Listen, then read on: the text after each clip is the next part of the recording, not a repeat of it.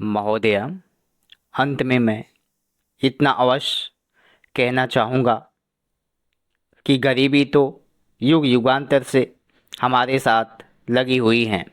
बेकारी तो युग युगांतर से हमारे साथ लगी हुई हैं। उसको समाप्त करने के लिए सभी राजनीतिक दलों को कोशिश करनी चाहिए और अलग अलग होकर नहीं बल्कि इकट्ठा होकर कोशिश करनी चाहिए और उसको समाप्त करना चाहिए, क्योंकि यह गरीबी ही सबसे बड़ा रोग है। इससे सारे रोग और महारोग पैदा होते हैं। इन रोगों को समाप्त करने का सबसे अच्छा तरीका है कि सब जनों को मिलकर इसे रोकना चाहिए। गरीबी कैसे दूर होगी? गरीबी दूर हो गई तो बेकारी दूर होगी, बेकारी दूर होगी तो महामारी दूर होगी। इन सब चीज़ों का सहज उपाय यह है कि हम सबको मिलकर एक दूसरे पर उंगली उठाकर बात नहीं करनी चाहिए। राजनीति से प्रेरित होकर एक दूसरे की भर्त्सना नहीं करनी चाहिए। भावुकता का अनुचित लाभ नहीं उठाना चाहिए और अगर कोई गरीब मर गया है तो उसकी लाश से खिलवाड़ नहीं करना चाहिए, मुस्कराना नहीं चाहिए।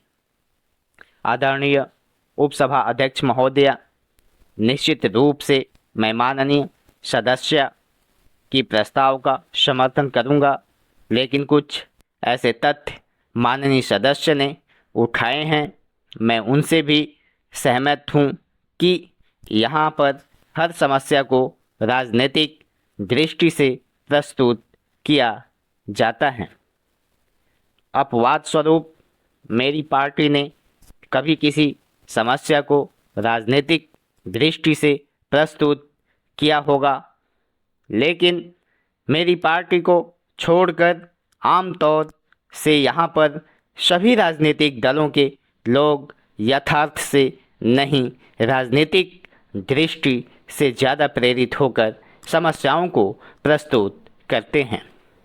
यदि यह बात सही है कि युग युगांतर से गरीबी चली आ रही है, तो इस देश में बड़े लंबे समय से हिंदुओं का राज रहा, मुसलमानों का राज रहा, ईसाइयों का राज रहा, सिखों का राज रहा, लेकिन अनुसूचित जाति और जनजाति के लोगों की स्थिति में कोई परिवर्तन नहीं आया।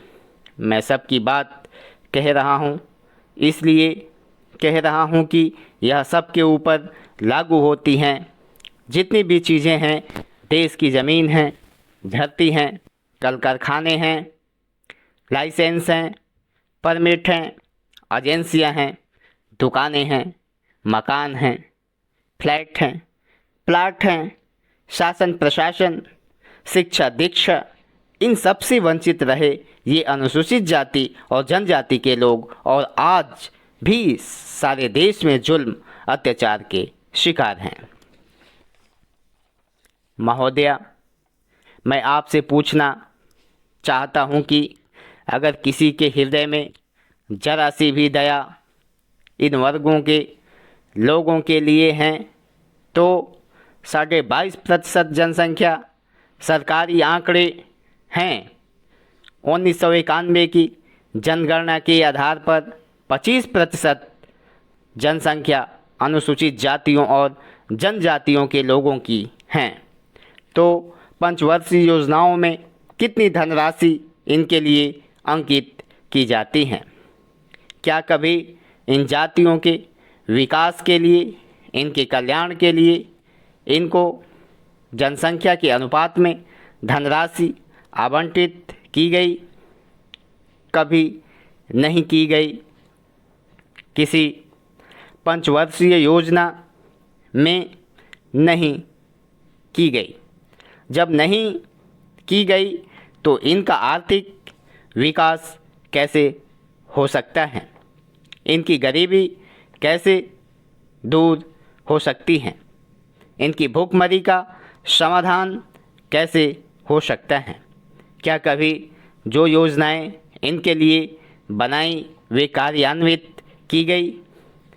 मैं फिर मूल विषय पर आऊँगा।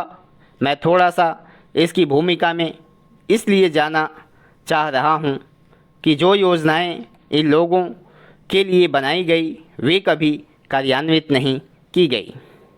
माननीय सदस्य जी की बात से मैं सहमत हूँ, लेकिन मैं उनका ध्यान दिलाना चाहता हूँ कि जो प्राकृतिक संसाधन उनके पास थे, त्रिपुरा में कांग्रेस की सरकार रही हैं, दूसरी भी सरकारें रही हैं, लेकिन उनके साधन उनसे छीन लिए गए। यह सही है कि भूखमरी साम्यवादी सरकार से कम थी और कांग्रेस सरकार में ज़्यादा बड़ी हैं, परंतु यह भी सही है कि यह आदिवासी क्षेत्र हैं, वनवासी क्षेत्र हैं जिनको हम बिगाड़ते हैं। घुसपैठ जो हुई है बांग्लादेश से, वह कांग्रेस की प्रेरणा पर हुआ, वोट की राजनीति के लिए हुआ। चकमा भी आए बांग्लादेश से, लेकिन वह आए नहीं थे, वह भगाए गए थे, वह निकाले गए थे, उनको मजबूर किया गया था। जब उनकी वापसी की बात कही गई तो उनका कोई इंतज़ाम किया नहीं गया। बांग्लादेश में वह वापस नहीं लिए गए, बांग्लादेश के खिलाफ कोई कदम नहीं उठे। लेकिन मुझे क्षमा करेंगे, जो लोग यहाँ धर्म के नाम पर बड़े बड़े लांछन लगाते हैं, बांग्लादेश से जो बड़ी संख्या में घुसपैठिए आए, उनमें एक विशेष वर्ग के लोगों की संख्या अधिक है। कांग्रेस के लोगों ने केवल वोट की राजनीति के लिए उन लोगों को नागरिक